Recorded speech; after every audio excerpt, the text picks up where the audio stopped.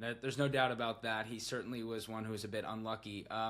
Staying in London with West Ham, the John Duran talks have cooled a bit. Danny Ings does look to be leaving. So even though West Ham keeps signing players, it seems like they're still interested in bringing in another striker. Tammy Abraham is one that's been linked over and over again, but I think more recently it seems like West Ham really becoming a possibility, Pete. Is that something that we might see? Yeah, I wouldn't rule anything out. West Ham being the busiest club in the transfer window. Some people are saying they've won the transfer window with the signings that they've made. But yeah, I still think Julian Lopetegui would ideally like to bring in another striker. Tammy Abraham is right up there on the wanted list. Obviously, he is Premier League proven as well from his time at Chelsea, so he could come in and easily slot into that West Ham side as well. I think in that respect, he had a bad injury at Roma last season, but he's now back to full fitness. There's a bit of interest from AC Milan as well and Tammy Abraham, so West Ham won't have it all their own way.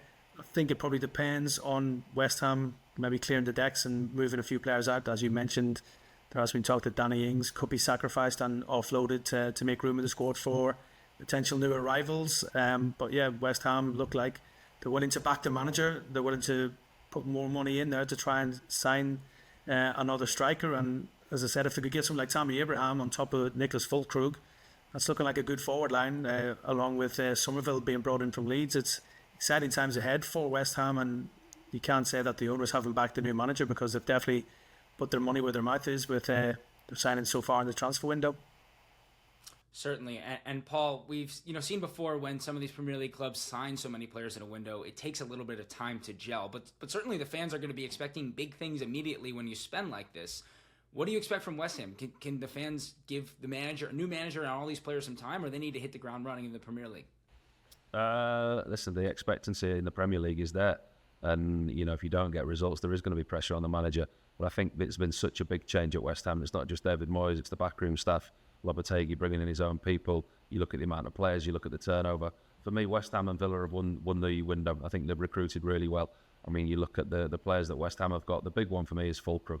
Really excited to see him play in the Premier League, excited to see what he can do. Seeing him in the Bundesliga, seeing him in the international scene, I think he can have a real impact. Jared Bowen been named captain as well there, gives him a bit more responsibility. I like what they've done, West Ham.